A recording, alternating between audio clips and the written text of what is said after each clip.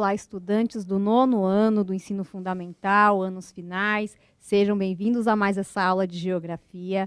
Eu sou a professora Luíse Coutinho e estarei junto com vocês, estudantes e professores, aqui no nosso chat para a interação desta aula que vai falar sobre tensões e conflitos na Europa, Ásia e Oceania. E claro, quem vai dar essa aula para a gente é o professor Antônio Russo. Tudo bem, Pro? Tudo bem, professora Luíse.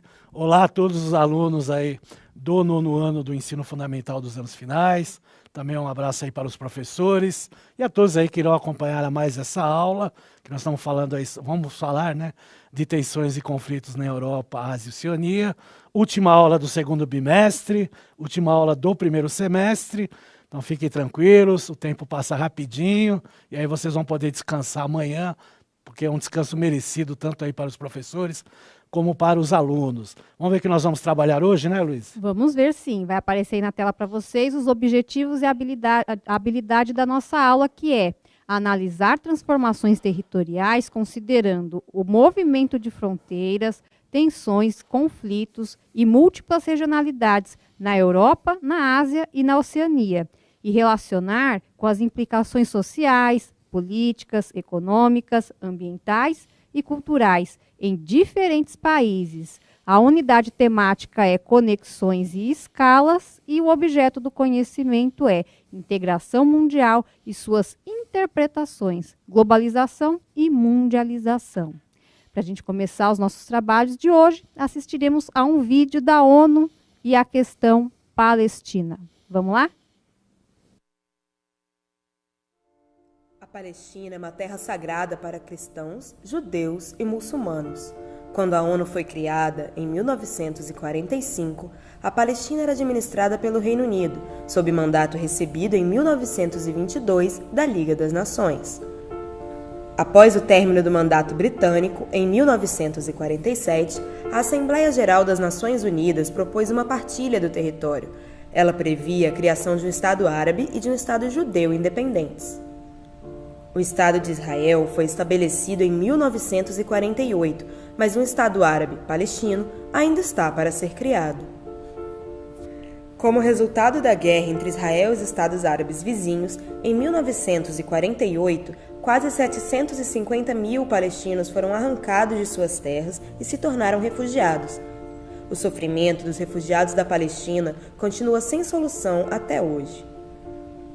Em 1967, depois da Guerra Árabe-Israelense, Israel ocupou a faixa de Gaza e a Cisjordânia, incluindo Jerusalém Oriental, a Península do Sinai e as colinas de Golã.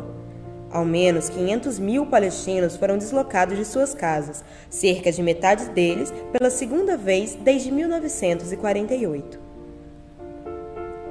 Ainda em 1967, o Conselho de Segurança da ONU pediu a retirada das Forças Armadas de Israel dos territórios então ocupados e o reconhecimento da soberania, da integridade territorial e da independência política de todos os estados da região. Desde 1967, sucessivos governos israelenses estabeleceram assentamentos no território ocupado da Palestina. Atualmente, mais de 520 mil colonos israelenses vivem em cerca de 150 assentamentos na Cisjordânia, incluindo Jerusalém Oriental. Hoje, dos mais de 11 milhões de palestinos em todo o mundo, 5 milhões são atendidos pela Agência da ONU de Assistência aos Refugiados da Palestina, a UNRWA. Ela atua na Jordânia, Líbano, Síria e no território ocupado da Palestina. Em setembro de 2011, a Palestina fez um pedido para se tornar um Estado-membro da ONU. Enquanto a recomendação do Conselho de Segurança exigida para adesão está pendente, a Assembleia Geral concedeu à Palestina, em 2012, o status de Estado observador não membro. As negociações diretas entre israelenses e palestinos paralisaram em setembro de 2010, depois que Israel se recusou a parar com o avanço dos assentamentos ilegais. Os dois lados retomaram negociações em agosto de 2013. Em julho de 2014, episódios isolados desencadearam um novo surto de violência na região, com bombardeios contra Gaza e o lançamento de foguetes contra Israel. A Operação Militar de Israel, que aconteceu entre julho e agosto de 2014, deixou cerca de 2.100 palestinos mortos, incluindo 506 crianças. Cerca de um quarto da população precisou buscar refúgio nas instalações da ONU em Gaza.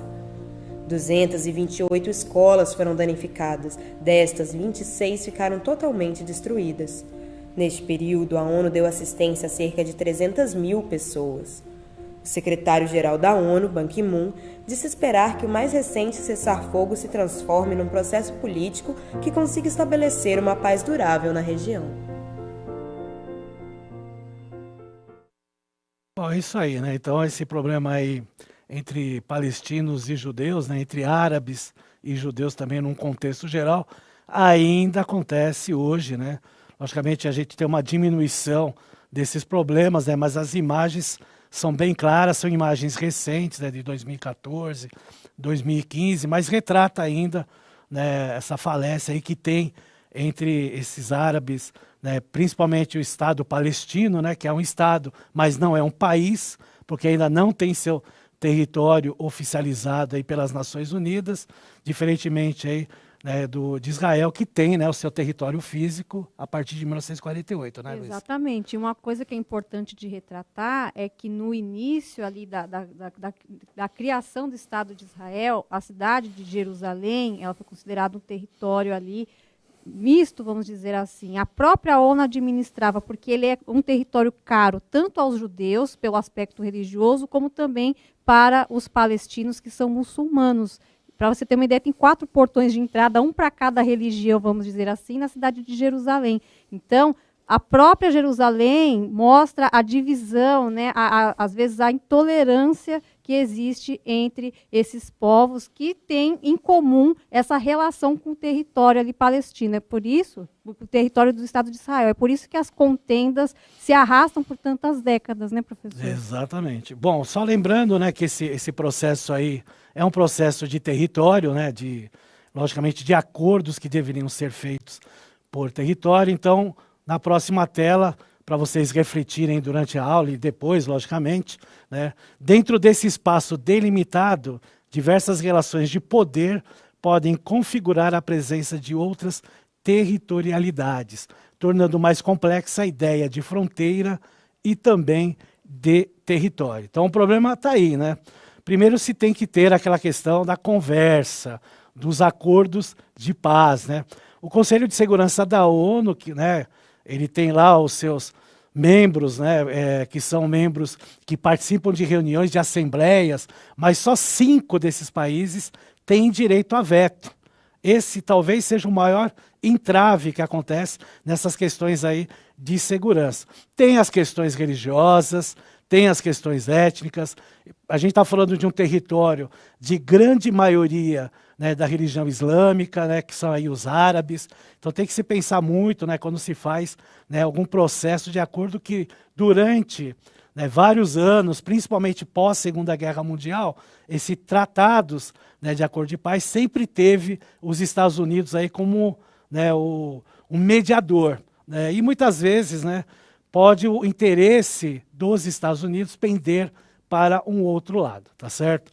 Vamos acompanhar aí no mapa, né? Tem 4 mapas aí para a gente acompanhar a dinâmica dessa questão aí da Palestina, né? O primeiro deles é uma situação de 1947, portanto antes, né, da Assembleia da ONU.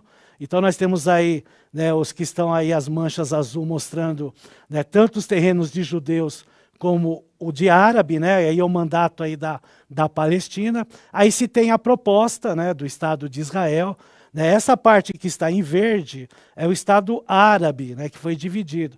E aí aqui a professora Luíse comentou, né, essa parte aí branca, né, com as bordas em vermelho, é onde fica a região de Jerusalém. Então, pelo tratado, até esse período, Jerusalém seria o quê? Uma área internacional, né? Por quê?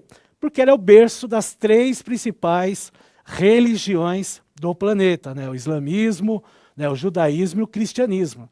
E aí gera conflitos, né, conflitos religiosos. E a gente sabe que naquela região, conflitos religiosos é normal, né, Luiz? É normal, é histórico, é coisa que remonta à antiguidade, né? A própria questão da posse do território para os judeus, vocês vão se lembrar lá no 6º ano, quando vocês viram os hebreus, né? Quantas vezes eles tiveram que sair, voltar, ao voltar para o território tinha que entrar em conflito com outros povos, como os filisteus, e depois, já após o Império Romano, com os próprios palestinos, e a contenda veio se arrastando até os dias atuais. Esse ano mesmo nós tivemos algumas tensões ocorridas ali por conta de assentamentos, né, de israelenses em território palestino. Muito complicado. Porque quando você faz esses assentamentos, né, que são assentamentos rurais, né, você está colocando camponeses lá. Né, então é uma justificativa de Israel até para que não haja ataques. Né? Então quem sai no prejuízo não são os militares, são os civis. Então, quando a gente vê mortes, a gente vai ver uma porcentagem muito maior de civis que acabam sofrendo as consequências por essas rivalidades, né, que acontecem entre esses governos aí. Vamos lá voltar para o mapa lá. No terceiro mapa, a gente observa que é de 1948 a 1967, né, a região maior em verde é a região da Jordânia, né, dominada aí pela Jordânia, e a faixa de Gaza, que está na região oeste, dominada pelo Egito. E aí gera o outro conflito aí, né, que foi a guerra aí de 1967, né, entre árabes e israelenses. E aí nós temos o último mapa, que é uma situação atual de hoje, né, territórios palestinos, né, com a faixa de Gaza e a Cisjordânia, né, a parte verde aí. O problema é o que foi colocado no vídeo. Muitos assentamentos, né, israelenses estão nas regiões aí da faixa de Gaza e também da Cisjordânia, o que gera um certo conflito. Quer falar mais alguma coisa, Luiz? Não, podemos prosseguir aí para um outro conflito agora, né? Agora nós vamos para o outro conflito, que é aí a questão aí geral, né? Vamos lá para o próximo mapa, né, um conflito mais étnico, né, mais de postura religiosa também, que é a questão dos árabes e de Israel. Então a gente observa que o norte da África, né, essa região aí, Mauritânia, né, Marrocos, Argélia, Tunísia, Líbia, Egito, Sudão, são de maioria islâmicas, né, bem maioria aí, acima de 90% da população de islâmicos. A gente vê o Oriente Médio, né, a Península Arábica, também aí, né, toda em verde, que são também, né, de muçulmanos. E temos lá na parte azul Israel. Olha a diferença, né, de território entre os países, e está lá, né, na região lá do Oriente Médio, na Península Arábica, está Israel. Então, esse conflito aí, ele é mais do que um conflito político, ele é mais é mais do que um conflito de questões territoriais, envolve aí a questão de religiosidade, que é um problema, né? Tem que se ter o respeito, né? E é o que a professora Luísa falou, né? É um fator assim histórico, é um fator milenar, está até na Bíblia cristã, né? Falando dos hebreus, né? Também falando dos palestinos posteriormente. Então é um contexto histórico assim de gerações e gerações, né? O que gera um grande problema entre esses países. Vamos lá para a próxima tela. A gente vai ver aí, né, um outro problema, que é uma guerra civil que acontece no Iêmen, né? Então é chamada aí de guerra civil iemenita. E aí a gente vê a coloração, né, do país, ou seja, domínios diversificados desse país aí. Né? Ele acontece, né, em 19 de março de 2015 até os dias de hoje, então já tem aí mais de 6 anos de conflito. A gente, quando fala guerra civil, é um conflito interno, né, entre a própria população do Iêmen, cada um querendo aí dominar e ter o seu controle. Né, ele começa aí, né, o conflito de governantes, né, da situação contra separatistas, né, principalmente essa área verde, na qual se quer, né, uma separação. Né, essa parte verde, a grande maioria da população é de população de Houthis, né, que aí gera o conflito entre os outros, né, iemenitas que estão lá nessa região. Então a gente tem a parte vermelha aí, né, um pouco mais clara, aí, governada aí, né, pelo líder do governo atual. Né, a parte verde clara aí é o Comitê Revolucionário, que quer a separação, e tem outros aí controlando, né, o Iêmen. E aí nós chegamos à conclusão que são muitas pessoas, né, muitos grupos querendo comandar o país e, logicamente, quem sofre as consequências é aquela população normal, né, Luiz? Que aí acaba sofrendo as maiores consequências. Exatamente, né? Os civis sofrem até por conta dos bombardeios, muitas vezes, né? A insegurança, a vulnerabilidade, né? As crianças não conseguem ir para a escola, as pessoas não conseguem trabalhar, realmente. E isso contribui para outra questão mundial, que são os refugiados, né? Exatamente. A gente percebe que, principalmente depois desses conflitos modernos que acabam, né, contemporâneos que acabam surgindo, né, o efeito, né, de aparecerem muitos refugiados no planeta acaba aumentando muito. Antes tinha, né, mas eram muitas questões pontuais políticas, né, perseguições religiosas. Então era aquele grupo, né? Hoje não, você está falando de países, né? Então você está dando exemplo aí do Iêmen, por exemplo. Então muitos saem aí, vão para países vizinhos que muitas vezes não têm condições econômicas, né, pela superlotação espontânea do seu próprio território, tá certo? Bom, falando desses conflitos, a gente pode fazer aí uma atividade, né, Luiz? Exatamente, né? Até pegando a questão dos refugiados, que cada vez fica mais claro que é uma responsabilidade de todas as pessoas, de toda a humanidade, olhar para essa questão, e vocês podem pensar nela para responder essa atividade aí. Dá uma olhadinha. Na sua opinião, estudante, o que pode ser feito para, pelo menos, amenizar os conflitos que acontecem em várias partes do planeta? Em 1 minuto, a gente volta.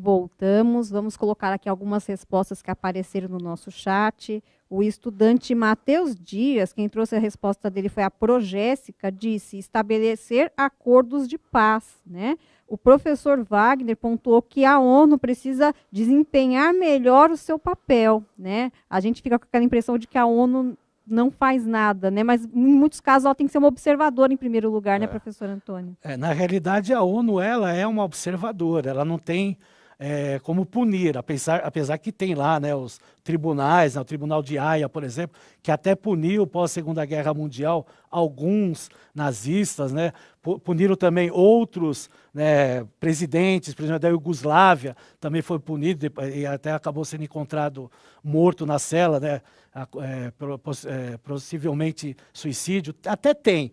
Só que tem que entender o seguinte, é uma organização das Nações Unidas que tem um objetivo de manter a paz, né? Então essa questão jurídica, sim, deixa a desejar, até porque muitas vezes os países se sobrepõem à própria ONU. Isso aconteceu com a Liga das Nações no início do século XX. Aconteceu, né, com a Liga das Nações, né? Inclusive, terminando aqui a resposta do professor Wagner, que sempre participa aqui com a gente, ampliar o Conselho de Segurança da ONU, e isso contribuiria muito. E eu vou finalizar com a resposta aqui do Pedro Henrique, eu não tenho certeza se é professor ou estudante, mas é uma resposta muito interessante porque fala da gente, né, enquanto indivíduo, que é fazer ajuda humanitária, arrecadar alimentos, cestas básicas, acolher, oferecer moradia. A gente tem várias frentes, desde acolhimento de refugiados aqui no nosso território, como missões também de civis em países em vulnerabilidade. Isso é muito importante também. Exatamente. E logicamente, a gente está falando aí de alguns países, mas não podíamos deixar de passar um vídeo falando da Síria.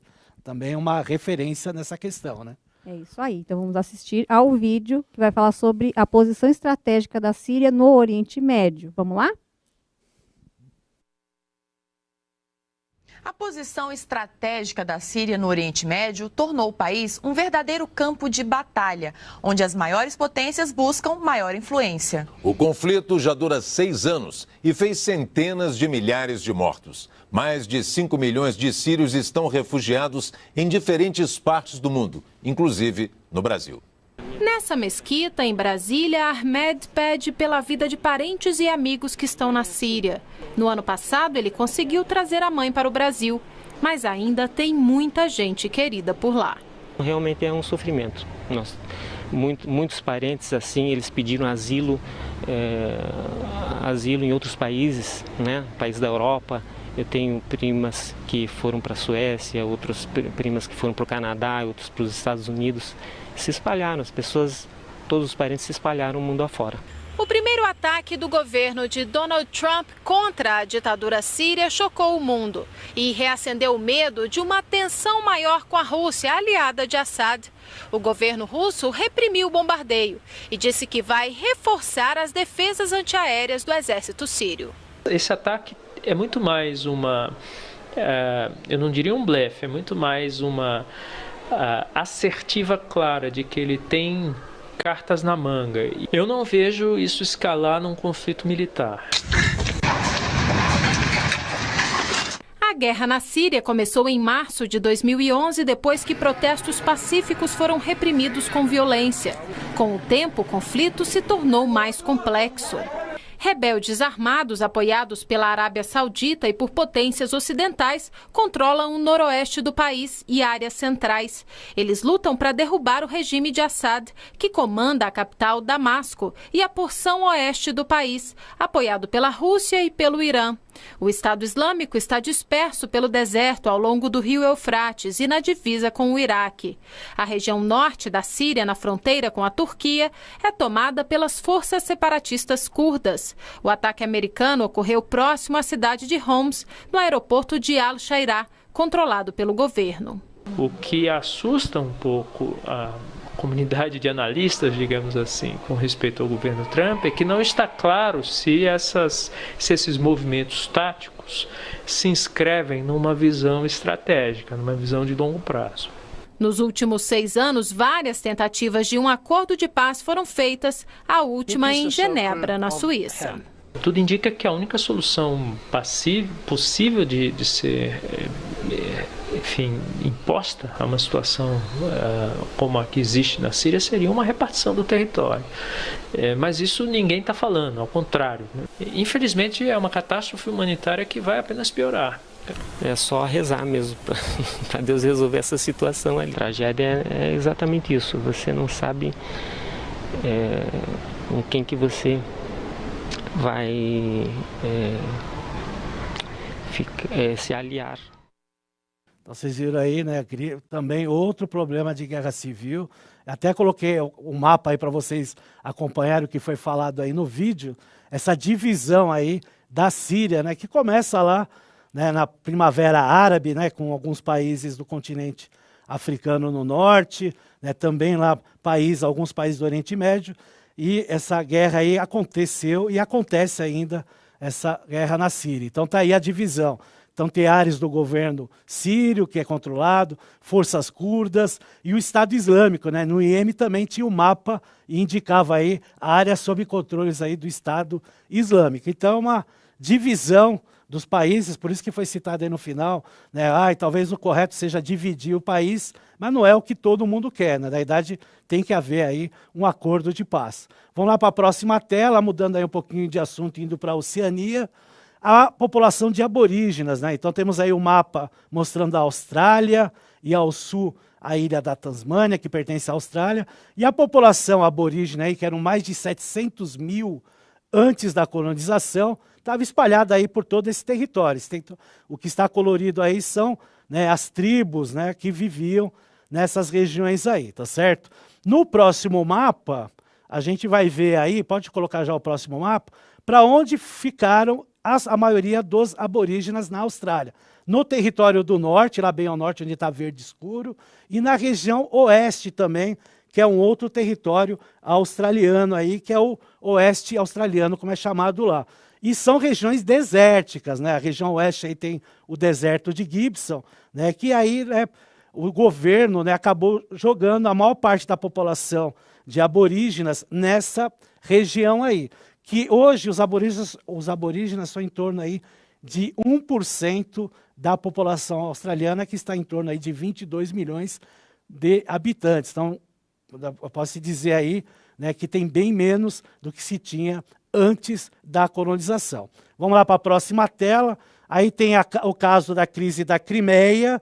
A gente pode observar aqui que a maioria é de etnia rússia, né? Então aconteceu entre a Ucrânia e a Rússia, né? A Rússia se apoderou da parte da Crimeia, aproveitando, né, o golpe que aconteceu com o presidente lá, tá certo? E fizeram um plebiscito, com a maioria russa, decidiram ficar com a Rússia. Até nos jogos da Eurocopa, né, o time da Ucrânia quis jogar com o mapa, colocando, né, a região da Crimeia junto, e aí teve uma maior crise política dentro lá do futebol, tá certo? E rapidinho para a próxima, aí para finalizar, tem a animação aí da formação dos estados balcânicos de 1796 até 2008. Convido vocês aí para depois estarem olhando e vendo, né, a formação dessa região que foi bastante diversificada nesse período. Certo, pessoal?